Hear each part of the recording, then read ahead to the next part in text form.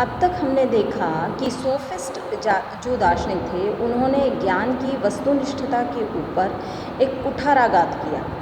अतः सुकरात ज्ञान की नैतिकता की नैतिक मूल्यों की पुनः स्थापना करना चाहते थे। सुकरात जो थे वह तत्व मीमांसीय प्रश्नों की और रुचि जो है वह कम लेते थे। उनका जो मुख्य चिंतन का विषय था वह नैतिकता था। वह व्यक्ति के नैतिक आचरण को उत्कृष्ट बनाना चाहते थे। इसके लिए सुकरात जो है वो एक विशिष्ट पद्धति का अनुसरण करते थे।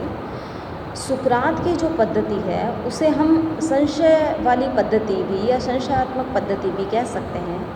हालांकि सुकरात का जो संशय है वह सोफिस्टों के संशय से कुछ भिन्न प्रकार का है, क्योंकि सोफिस्ट का जो संशय है वह तो स्थायी है, परंतु सुकरात जो है वह संशय को एक आरंभिक चरण की तरह इस्तेमाल करते थे और उसकी जो अंतिम पराकाष्ठा होती थी वह एक निश्चित ज्ञान के रूप में होती थी। सुकरात की जो पद्धति है वह वाद विवादात्मक भी होती थी।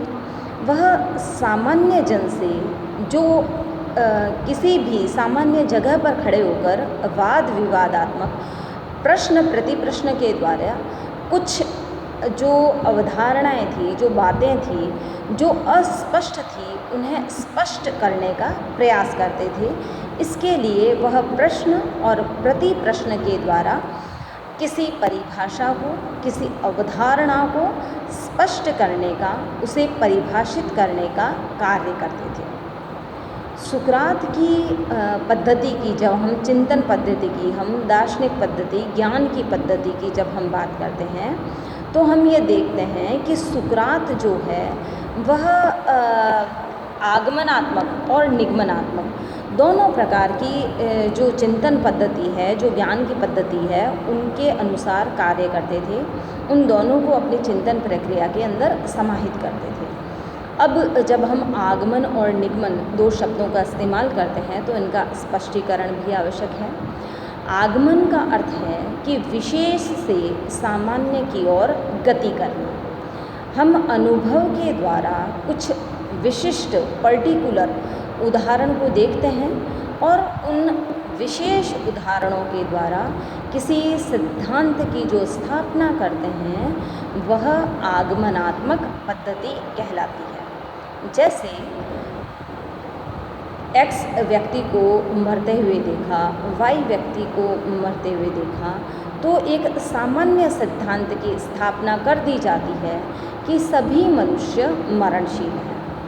अब निगमनात्मक पद्धति की जब हम बात करते हैं तो इसमें चिंतन के द्वारा हम एक सामान्य बात जो होती है उससे विशिष्ट सत्यों को निकालते हैं। जैसे सभी मनुष्य मरणशील है, यह एक सिद्धांत है। इस सिद्धांत के आधार पर ही हम ये कह सकते हैं कि चूँकि सभी मनुष्य मरणशील है अतः एक्स भी मरणशील है और वाई भी मरणशील है।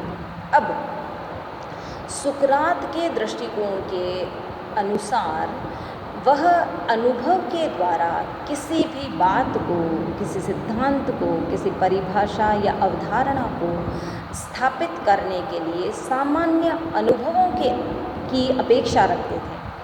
आम जन से चर्चा करके, विचार विमर्श करके, वाद विवाद करके सुकरात एक निष्कर्ष पर पहुंचते थे। अतः इस दृष्टिकोण से देखें तो सुकरात की पद्धति जो है वह आगमनात्मक है। अब दूसरे दृष्टिकोण की जब हम बात करते हैं कि सुकरात इस प्रक्रिया को, चिंतन की, ज्ञान की और वस्तुनिष्ठ ज्ञान को स्थापित करने की प्रक्रिया में सबसे पहले एक परिभाषा को अपने मस्तिष्क में, अपने चिंतन में स्थान देते थे और उस परिभाषा को जितने वेरिफिकेशन मिलते जाते थे, जितने उसके लिए तथ्य जुटाए जाते थे, इसके लिए जो वाद विवाद किए जाते थे, अतः चिंतन के द्वारा वह अपनी परिभाषा को निगमन के द्वारा स्थापित करते थे। अतः हम देखते हैं कि सुकरात की जो परिभाषा है उसके अंदर हमें निगमनात्मक जो पद्धति है उसके भी गुण मिलते हैं। अतः अब हम स्पष्ट रूप से कह सकते हैं कि सुकरात की जो पद्धति है वह ज्ञानात्मक, चिंतनात्मक, वाद विवादात्मक, आगमनात्मक, निगमनात्मक, संशयात्मक इन सभी श्रेणियों में आती है। सुकरात की पद्धति को हम इसी कारण धात्री पद्धति भी कहते हैं, क्योंकि उनका मानना है कि मनुष्य के अंदर ज्ञान तो प्रत्यात्मक रूप में, कॉन्सेप्चुअल रूप में पहले से विद्यमान है, और जिस प्रकार एक धात्री है वो बच्चे को जनने के लिए एक हेल्प करती है, उसी प्रकार से जो एक ज्ञानी है, एक गुरुजन है, वह व्यक्ति के अंदर पहले से विद्यमान ज्ञान को उद्बोधित करने का कार्य करता है।